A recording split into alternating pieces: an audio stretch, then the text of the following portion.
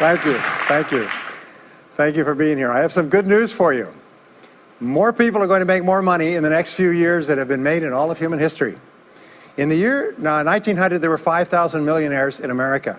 In the year 2000, there were 5 million millionaires. That's an increase of 1,000 times. Now, there was a leveling off in 2001, 2002.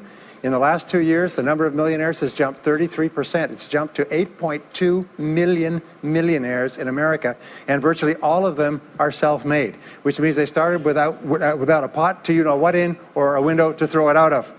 And they've made it in one generation. When we look at the wealthiest people in America today, Warren Buffett, Michael Dell, of course, Bill Gates, Paul Allen, and the Walton family, all first-generation multi-billionaires.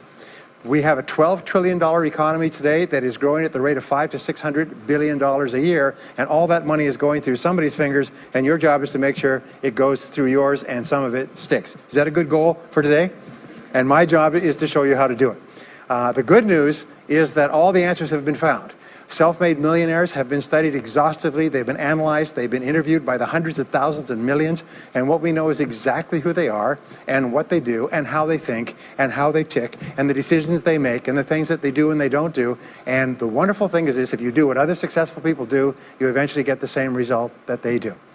Now, some people say, well, I started off without any money and I don't have any money now. Well, join the crowd. Nobody's got any money.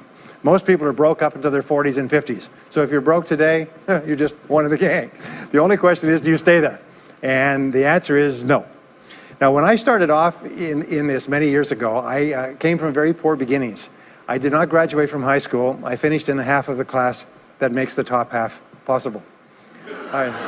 When I left school, I dropped out of high school. I could only get laboring jobs.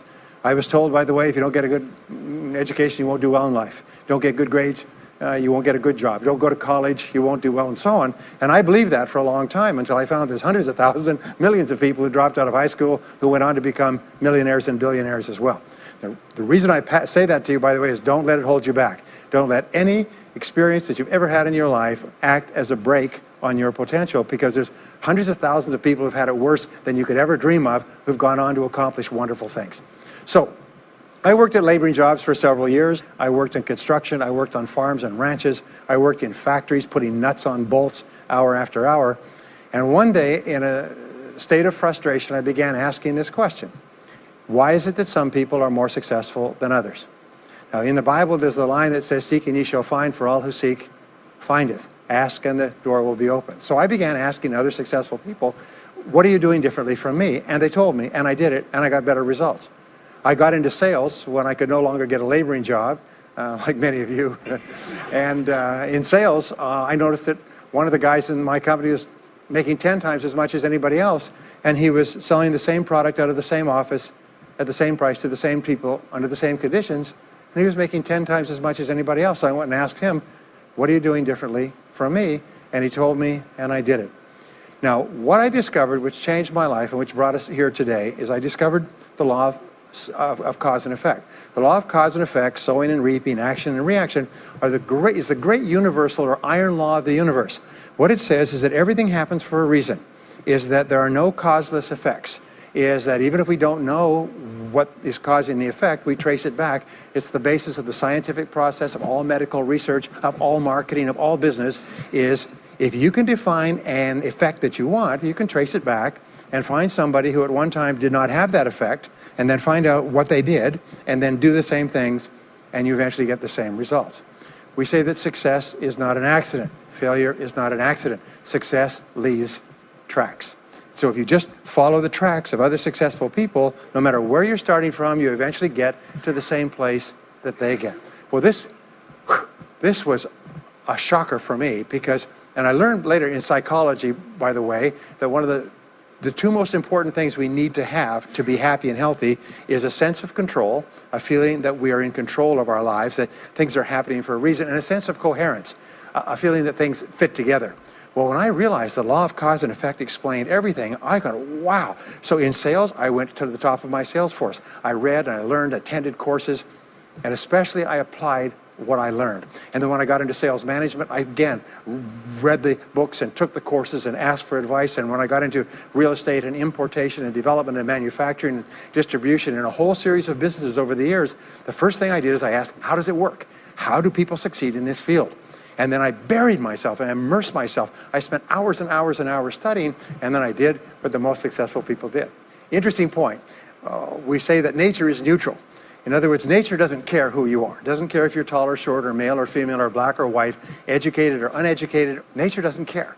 All that nature cares is that you do what successful people do. It's like making a recipe. Nature doesn't care if you follow a recipe. If you follow the recipe exactly, you get the dish. Nature doesn't care who's doing it. And that's the wonderful thing about our society. It's basically like justice. It's blind, is nature doesn't care. In fact, there are a lot of people who are not as smart and not as talented as you who are doing vastly better than you, not because they're better, but because they're just following proven success methods.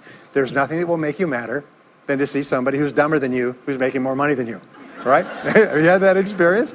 So what we do is we use proven success methods. We just find out what they are, and we do them over and over again. Quick point, nothing works the first time, okay? Please understand that. Nothing works the first time. What is the average number of times that a person tries with a new goal before they give up? Can you guess? Well, the average is less than 1, because most people give up before they try even once. They say, that's a great goal. I'd love to be financially independent, and then they give up. They don't even try. They say, but I couldn't because of this and because of that, and so on. And then they move away to a wonderful place called Someday I'll. You ever heard of Someday I'll? Someday I'll start saving money. Someday I'll get out of debt. Someday I'll lose weight. Someday I'll start a business. Someday I'll get serious about my finances. And most people live on Someday I'll. Your job and my job is to vote yourself off the island, right? And we start taking control of our lives. Well, about some years ago, I was called by a major businessman, and he asked me if I would do a talk for his 800 entrepreneurs that own separate franchises within his organization on how to become a self-made millionaire. And I said, sure. When you're a young speaker, you agree to speak on any subject. Sure, I'll speak on that subject. Now, I was just like most people. When I was young, I wanted to be a millionaire by the time I was 30. And when I hit 30, I put it off to 35. And as I got to 35, you put it off to 40, and then you kind of just don't look at it anymore. You forget about it and feel the deck is stacked against you. Well, I was about 38, 39 when he called me up and asked me. I said, sure, no problem. And I said, now, what do I know about self-made millionaires? And this is a shocker. I didn't know anything. Oh, I knew that they had more than $1 million, but that's a real basic piece of knowledge, you know. So I started thinking, what do I know about them? So I began to study them.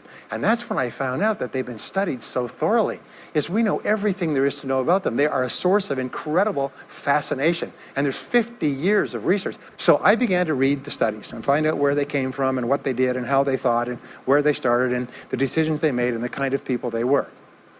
One of the things that I learned, by the way, is that becoming a self-made millionaire is not the important thing.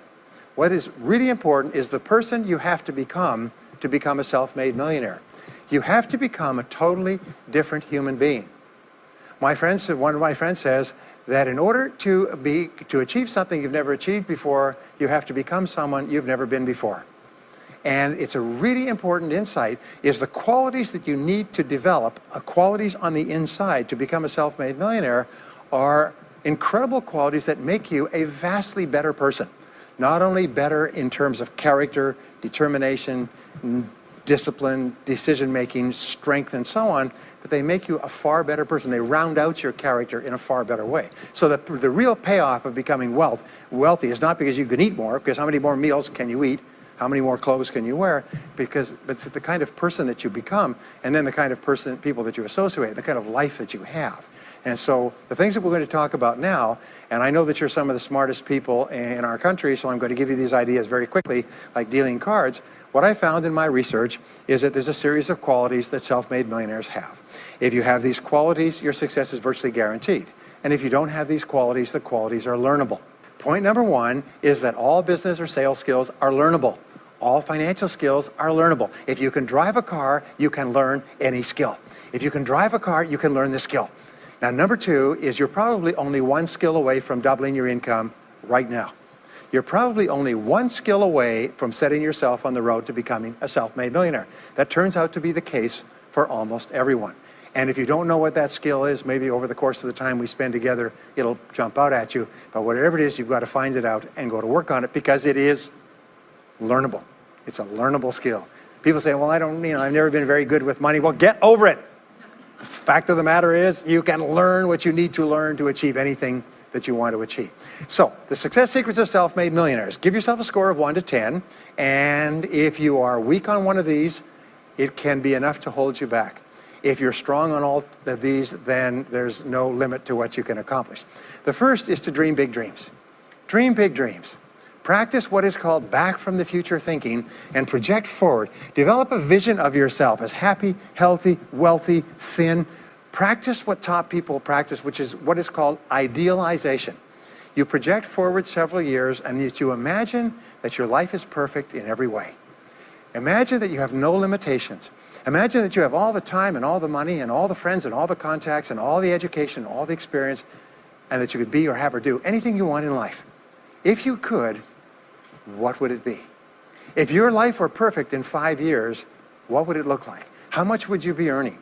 How much would you be worth? What kind of a family life would you have? What kind of health would you have? What kind of car would you be driving? What would your life be like if you could wave a magic wand and make it perfect in every way? Now, what we have found is this is the starting point of great riches, and it's the starting point of great success in life, is for you to have a dream or a vision of a wonderful future. Here's an exercise that we give people in our audiences, is take a sheet of paper and make up what is called a dream list. Now imagine this is kind of like a kid's Christmas list, and that it just allows you to just run wild and just write down everything that you could think of that you could possibly want. I had a friend who I taught this to, and he got so excited about it, he bought a spiral notebook, and he began writing. And he'd go through the newspaper, and every single thing he saw in the newspaper that was nice, he wrote it down as a goal. He ended up, first time through, with 330 goals. With the end of the month, he had 500 things that he wanted. The interesting thing was that his life exploded. He activated the law of attraction, and he began to attract into his life people, circumstances, ideas, resources, insights that began to move him toward the accomplishment of the goals and began to move the goals toward him. Number 2 is to do what you love to do. Whenever you find people who are really successful in life, they're people who do what they love to do. They love their work. The great rule for success in life is to find something that you love to do and then find a way to make a living doing it. Now, when you find what you love to do, it'll be something that gives you energy, it motivates you, it enthuses you. It's probably something that you were meant to do from the time you were born. And when you ask self-made millionaires, what sort of work do you do? They'll often say, I've never worked a day in my life. I just do what I like to do. I had a graduate in my course once who came up to me and said, you know, that's interesting. He said, when I was a little boy, I loved to study airplanes. He said, I got airplane books, and I had airplane models, and I had toy planes, and then I got into competitions with remote-controlled planes. He said, when I grew up and went to school, I studied aeronautical engineering. He said, today, he said, I'm 35. He said, I own 3 companies. One builds small aircraft. Another one repairs and services small aircraft. Another one is in leasing and chartering small aircraft. He said, I've never worked a day in my life. He said, I've just played with planes since the time I was a kid. So one of the things that you can do is go back to the time when you were young, as a child between the ages of 7 and 14, before you discovered boys or girls, and what is it that you really love to do? And you'll often find that within that is something you're supposed to do as an adult. Number 3 is commit to excellence. Now this is really, really important, and I had a hard time with this as a young man because I was never good at anything. I was never picked for any team, and if I was picked, I was the first person cut. I got lousy grades in every class. I got fired from multiple jobs. I even got fired from a job pumping gas once. Can you imagine that? Being fired for pumping gas because you're no good. They came out and said, you're no good at pumping gas. How can you be no good? Little old ladies can pump gas, and here I was no good at pumping gas. Anyway, so I got fired. I went from job to job, and then I discovered that all people who are successful are excellent at what they do. You know the old question they asked Willie Sutton, the bank robber, why do you rob banks? He said, well, that's where the money is. Well, being in the top 10% is where the money is. So what you have to do is you have to pay any price and make any sacrifice to get into the top 10% in your field. Now here's the good news. If you're doing what you love to do, you will want to be in the top 10% in your field. If you don't want to be excellent at what you're doing, it means you're in the wrong field. It just means that you're marking time, you're treading water. And there's a lot of people who are in their field and they do their job and, they go home at night and don't think about their work and so on. And this kind of an attitude means that you have no future. You have a very shaky present. That crackling sound you hear is the ice breaking under your feet, okay? And you have no future, because if you're not doing what you love to do and throwing your whole heart into it, you're just marking time. But everybody is designed so that there is something that you love to do that you can do well. And the fact that you love it means that you probably have the ability to excel at it. So make this decision to get into the top 10%. And let me tell you what changed my life. Here I was struggling in my late 20s, and I learned this. It was a breakthrough thought. Is that everybody's in the top 10% started in the bottom 10%. Everybody who's doing well was once doing poorly. Everybody who is at the top of your field today was once not even in your field at all and didn't even know it existed. What that means is that if you're willing to pay the price and work hard and make the sacrifices, you can get into the top 10%. Now, how long does it take? It doesn't take a week or a month. Most people are really impatient. And to achieve mastery in your field takes 5 to 7 years. People say 5 to 7 years. Geez, I'll be 5 to 7 years older before I start enjoying the big rewards. Well, how much older will you be in 5 to 7 years anyway? Now, here's an important point. Are you ready? The time is going to pass anyway. The time is going to pass. 5 to 7 years from now, 5 to 7 years will have passed. The only question is, are you going to be at the top of your field, or are you still going to be down there with the mediocre 80%? And the wonderful thing is nobody's better than you, and nobody's smarter than you. If anybody else is at the top of their field, it means that you can be at the top of your field. Just go to them and find out how they got there, because they started at the bottom. Now, it may take longer for some people and less for others, but everybody who puts one foot in front of the other and keeps moving eventually gets there. And that's where all the rewards are. And not only that, that's where all the joy in life is. When you're really good at what you do, you feel wonderful about yourself. You're respected and esteemed by everybody around you. You can write your own ticket. You can open any door when you're good at what you do. Because you get up in the morning and you know you're good. And that is more important than the rewards that go with it. The next key is to develop your unique talents and abilities. Every single person is designed from infancy with special talents and abilities that, if you develop them to their height, can enable you to accomplish anything you want in life. Everyone is genetically structured to be able to do something superbly, to do something they enjoy, to do it well, and to get great satisfaction from it. Peter Drucker often asks the question, what are you good at? What are you good at today? What should you be good at? What could you be good at? What will you be good at?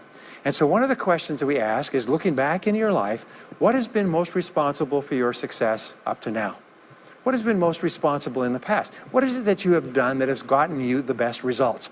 Because as we said before, success leaves tracks. And if you look back into your past, you'll often find indicators that guide you to your future. Do you remember that fellow that won $300 million in the lottery? He was a high school physics teacher. And they asked him what he's going to do with it. He said he's going to take a week off and then get back to work, because he doesn't want to give up his job teaching high school physics, because he loves his work so much.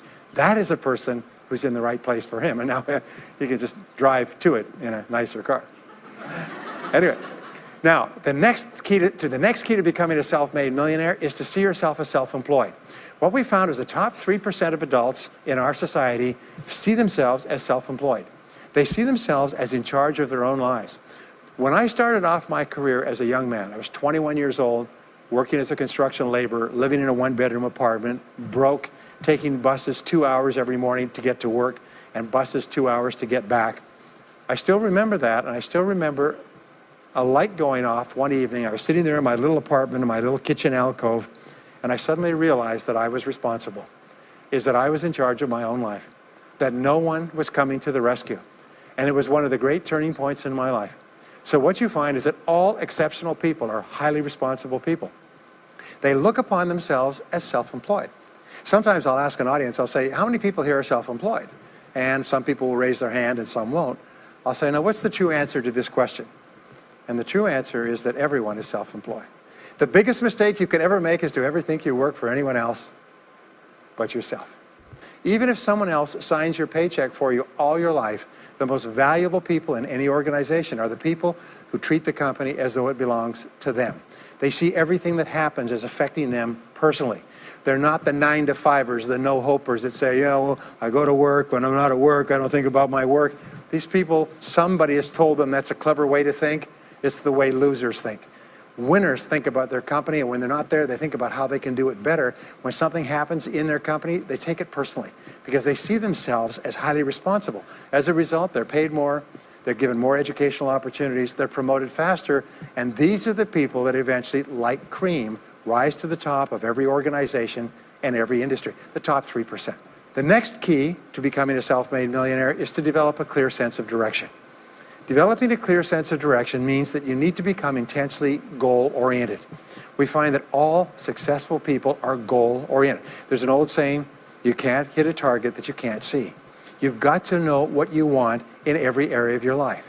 Some years ago, I worked with the Hunt Oil Company in Texas. The Hunt Oil Company was founded by H.L. Hunt, who became the wealthiest, self-made, multi-jillionaire billionaire in the world. At his peak, he owned 200 companies and had a royalty income of $3 million a day. Most phenomenal man, by the way. And he was interviewed by a friend of mine on television before he died in the early 70s. And he was asked, what are the secrets to success? He said, the keys to success have only been two through all my life, and I will tell you what they are. He said, number one, he said, decide exactly what it is you want and write it down and make a plan to achieve it. And number two is determine the price you're going to have to pay to get it and then resolve to pay that price. Now, where the law of sowing and reaping cause and effect, I learned an additional point to that. I learned that your current life today is the result of the price you've sown up to now. Is whatever you've put in, you get out. So whatever you're getting out today is a result of what you've put in. If you don't like what you're getting out, what you have to do is you have to put in something different. What I found is this, is that life is always just in the long run. So therefore, life says this, is there's a price you have to pay, and there's two qualities. First of all, you have to pay the price in full for your success of study, preparation, hard work, and so on. And second of all, you have to pay the price in advance. You don't get it afterwards. The way the world works is first you put in what you need to put in, and then you get out the rewards. So you have to ask yourself, what is the price that you have to pay to achieve the success that you desire? And you have to write it down and make a plan and work on it every day. Now let me give you a quick exercise, which is my only take-home or homework exercise for our time together. I want you to take a piece of paper like this and write down 10 goals that you'd like to accomplish in the next 12 months. Write the word goals and today's date at the top of the page. Write down 10 goals you'd like to accomplish, and then ask yourself this great question. If you could only accomplish one goal on this list, but you could accomplish it within 24 hours, which one goal would have the greatest positive impact on your life? Now this is a great question because it'll usually jump out at you. You say, that's the one. If I had this, that would have more of an impact on my life than anything else. Sometimes it's a financial goal, sometimes it's a health goal, sometimes it's a relationship goal. But whatever it is, put a circle around that goal and then turn the page over and write it at the top of the page. Set a deadline on the goal, make a list of everything that you could think of to do to achieve the goal, and then begin working on your list. And here's the kicker, do something every day. Do something every day that moves you one step forward towards your major goal. My promise to you that this exercise, selecting your most important goal, making a plan, and working on it every day, will change your life in ways that you cannot imagine. They say that people begin to become great when they determine their major definite purpose, their number one goal, and work on it every day. It is the secret to becoming a self-made millionaire. It's the secret to great success in life. My promise to you is a week, a month, a year from now, you'll look back and you'll be absolutely staggered at the difference it makes. I was giving a seminar not long ago, and a gentleman came up to me. He said, you know that goal-setting exercise? It changed my life 10 years ago. He said, I was broke, I was divorced. He says, I was an alcoholic, and somebody dragged me to one of your seminars. He said, and I did that exercise and I picked my major goal. He said, it changed my life. I said, in what way? He said, today, he said, I'm worth $40 million. I said, wow. He said, yes, and I owe it to that lesson.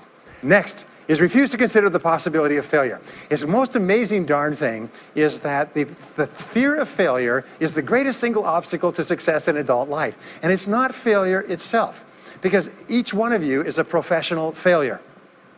Each one of you has failed over and over and over again. Isn't that true? All of us fail. All human beings fail over and over. 9 out of 10 things that we try don't work out the way we expected. We have failures in relationships and in jobs and in careers and investments and everything. It's not the failure that holds you back. The failure makes you smarter. We say that it is the fear of failure, not failure, that holds you back. And the way that you overcome failure is you never consider the possibility of failure. The rule is this, is there's no such thing as failure, there's only feedback. Is when you try something that doesn't work, you get feedback, not failure. And recognize that most things you try aren't going to work the first few times. So what you do is you say, oh, that's an interesting bit of feedback. And you pick yourself up and you move forward and you have more feedback and you move forward. To become a self-made millionaire, you're going to fail over and over again, year after year after year. But your brain has a cybernetic mechanism, which means that every time you try something, you get feedback, which makes you smarter. And when you try something else, you get feedback, which makes you smarter. And eventually, you reach the point where you're too smart and you stop making mistakes. You start to do more and more things right and fewer things wrong. But you can't get there unless you have experienced the failures. Henry Ford once said that failure is merely an opportunity to more intelligently begin again. Now, let me pass on one great rule to you, which has been discovered in interviewing self-made millionaires. Self-made millionaires look into every failure for something good.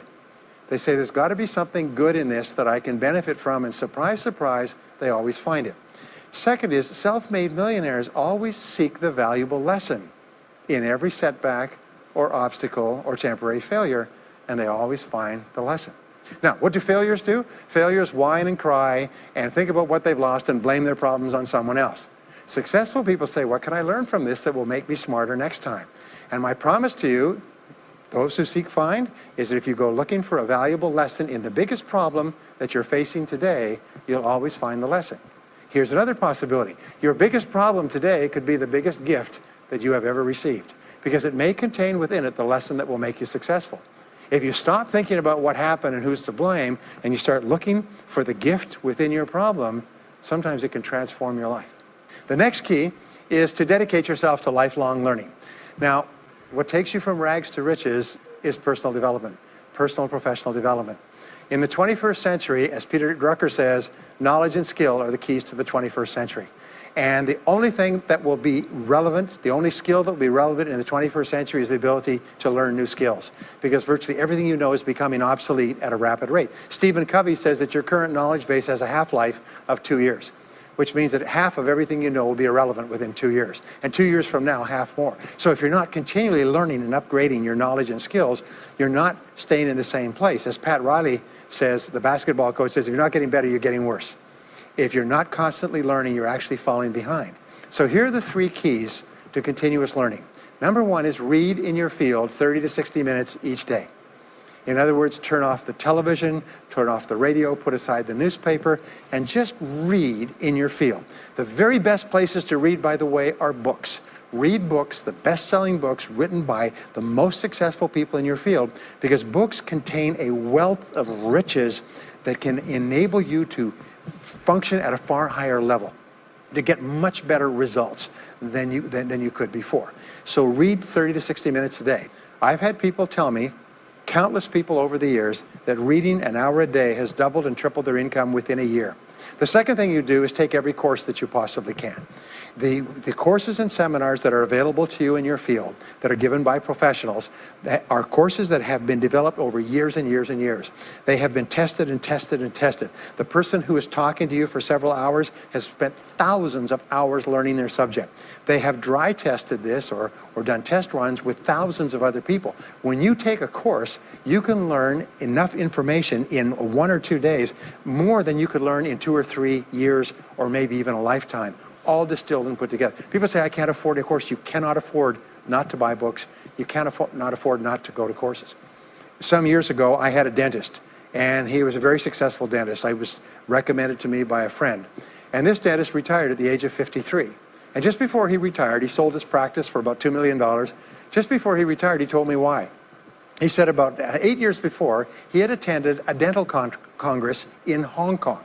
This is from California. He'd flown all the way to Hong Kong to attend this International Dental Congress because there were specialists giving private lectures, sort of plenary sessions on the side. And he attended this session, and it was on a particular technique of cosmetic surgery that this dentist had developed that no one else knew, where you could basically straighten out a person's entire front jaw so they look beautiful at a very low cost, at a very high level of effectiveness. He came back and he began implementing this in his practice. People began flying from 500 to 1,000 miles away.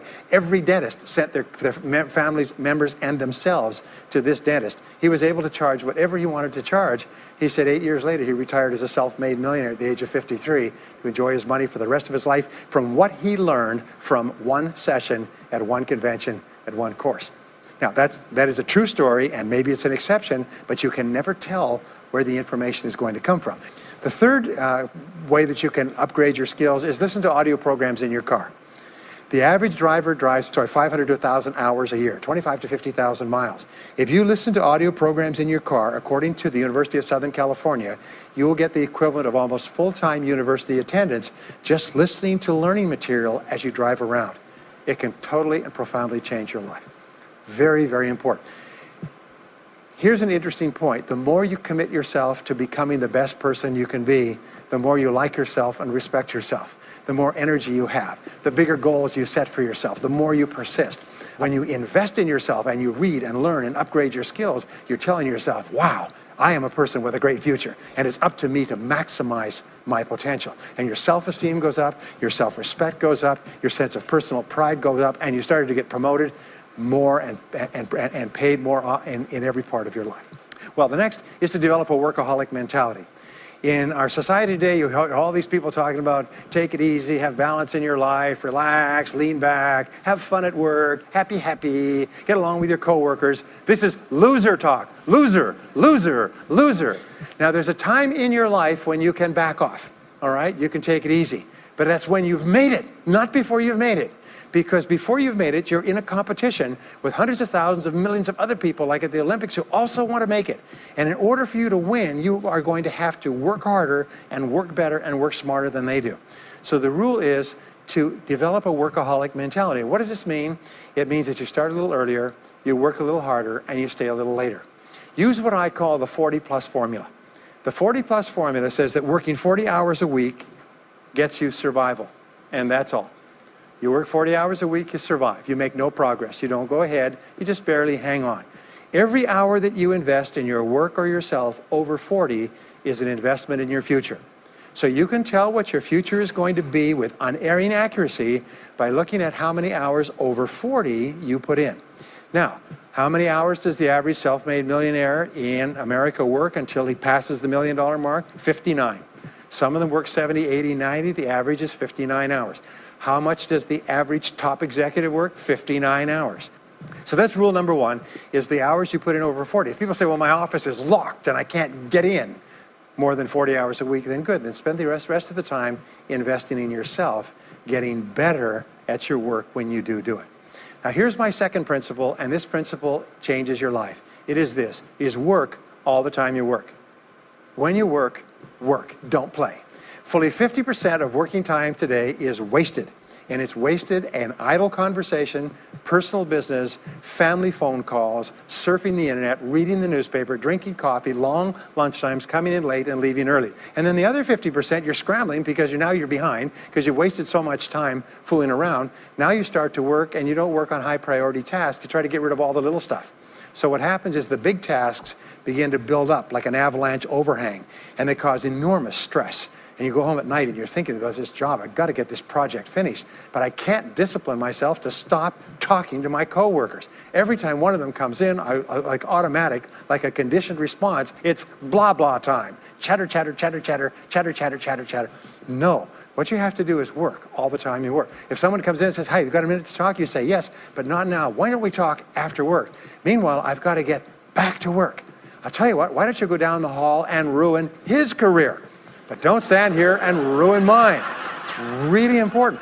There's a great story of a little girl goes to her mother and says, Mommy, why is it Daddy always brings his briefcase home and he works in the evenings and he works on the weekends and he doesn't spend any time with the family? And she says, well, honey, you have to understand, Daddy can't get all his work done at work, so he has to bring it home. She said, why don't they put him in a slower class? Next key is to get around the right people. This is a key for becoming a self-made millionaire, is get around the right people. Dr. David McClellan at Harvard did studies for 25 years looking into why it is that some people succeeded greatly in life. What he found was as much as 99% of your success in life is going to be determined by what he called your reference group. Your reference group are the people with whom you habitually associate. They're the people that you associate with at work, the people you associate with home, your church, your political party, your social circle. What he found in working with people is that changing a person's reference group totally transformed the way they think. Why? It's because we are like chameleons, and we absorb through the skin the attitudes, the opinions, the behaviors, the style of dress, the style of speech of the people with whom we associate most of the time.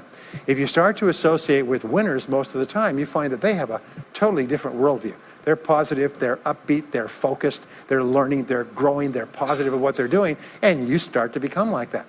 We know that our relationships determine 85% of our happiness or unhappiness in life.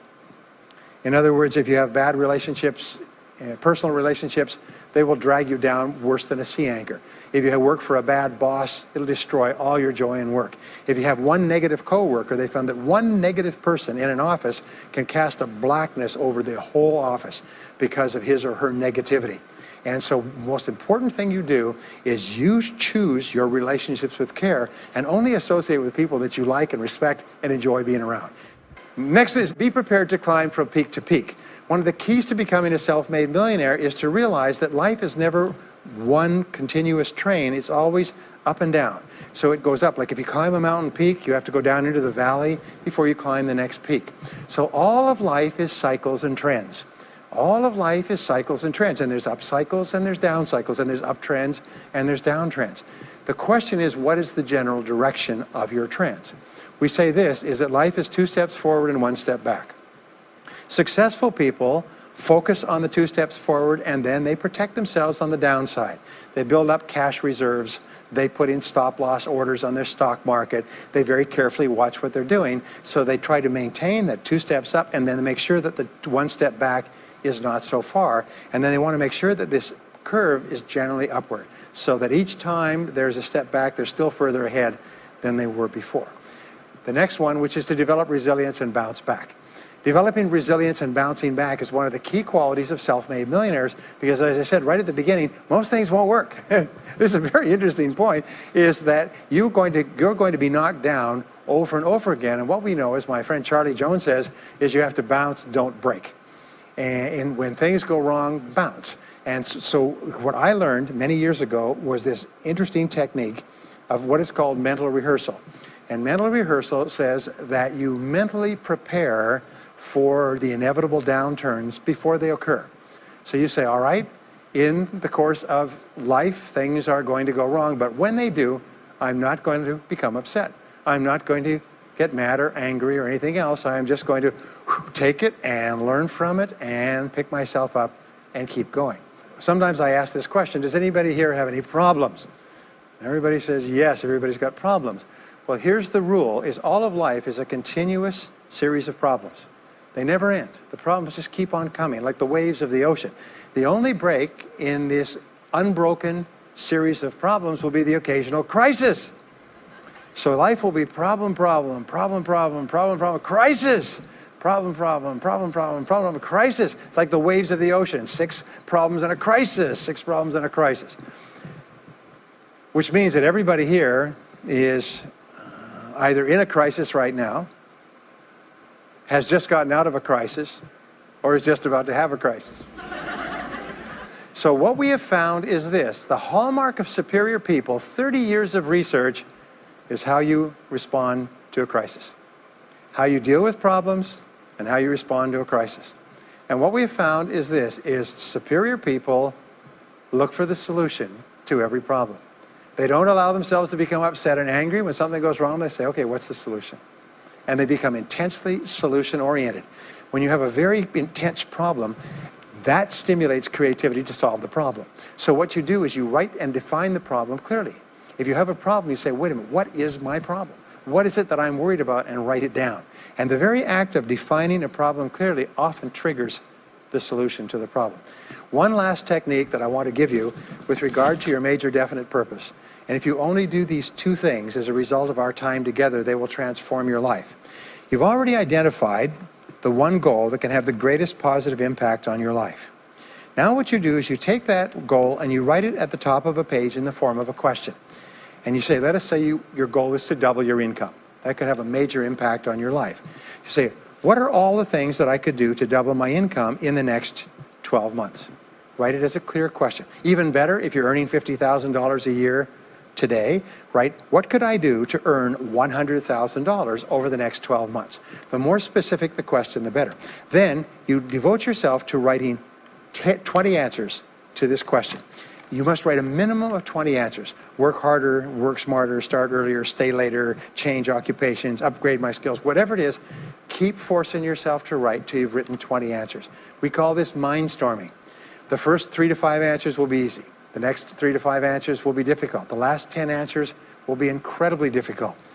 But I have given this exercise to people who've gone on to become millionaires so many times I've lost track, because they often find that the 20th answer changes their whole life. And if you've ever done this once, it's absolutely staggering. More people have become millionaires with this simple idea of mindstorming, what I call the 20 idea method, than any other single method of creative thinking ever discovered. Once you've got your 20 answers, pick one answer and take action on it immediately. Once you've got, it doesn't matter what it is, just take one answer and take action on it, and that will keep you thinking and acting creatively all day long. The next key to becoming a self-made millionaire is to become an unshakable optimist. Unshakable optimist means that you think and talk about what you want most of the time. Optimists think and talk about what they want. They look for the good in every situation. They seek the valuable lesson. They're constantly feeding their mind with great ideas, which opens up new perspectives. What I have found is that optimists have 3 wonderful qualities. Number 1 is they learn more things. As a result, they dramatically increase the likelihood that they will learn the right thing at the right time. Number 2 is they try more things, which dramatically increases the likelihood that they'll try the right thing at the right time. And number 3 is they persist. They never give up. Optimists make a decision that once they've decided they're going to become wealthy, they just never stop until they achieve that goal. Now, will they have many setbacks and obstacles and difficulties? Do you know that almost everybody succeeds in a different direction from what they originally intended or from what they originally thought? But they just keep going. Almost like a football player running down the field, running, blocking, changing, moving back, forward, continually, but never loses sight of the goal. So optimists learn more things, try more things, and persist longer. I want to leave you with the last 2 qualities of self-made millionaires. Second to the last quality is that they develop the qualities of courage and persistence. I said before, the biggest single obstacle to success is the fear of failure. The antidote to the fear of failure is the habit of courage. And what we know is that you need 2 types of courage to succeed. The first type of courage is the courage to begin. It's the courage to launch with no guarantees of success. Someone once said that if all obstacles must first be removed, nothing will ever get done. So successful people are willing to think, plan, make decisions, and then take action with no guarantees. We say leap and the net will appear. Take action with no guarantees and then learn. The second part of courage is the courage to endure. It's the courage to persist.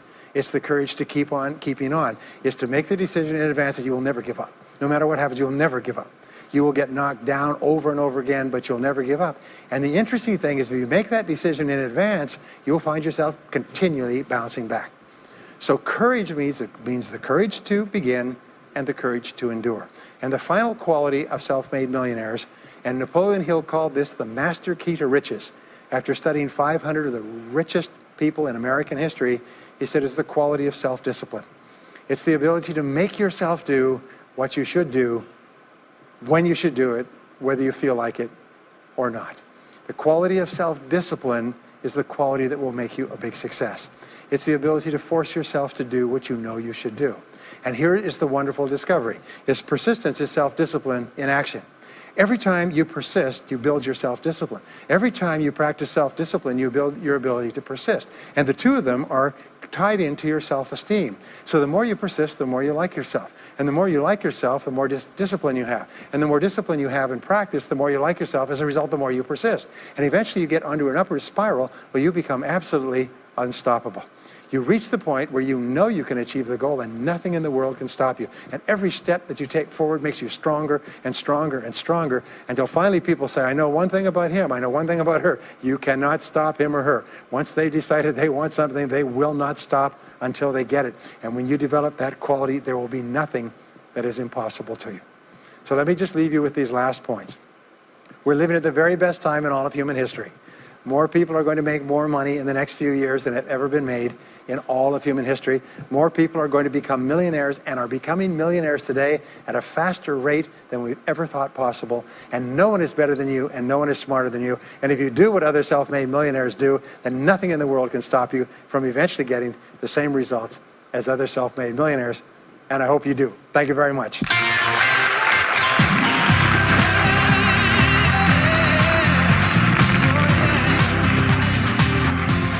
We hope you've enjoyed this special presentation of Brian Tracy's Secrets of Self-Made Millionaires. If you would like to own a copy of this program or any of Better Life Media's programs, please visit our website at betterlifemedia.com, where you'll find all types of valuable life improvement information.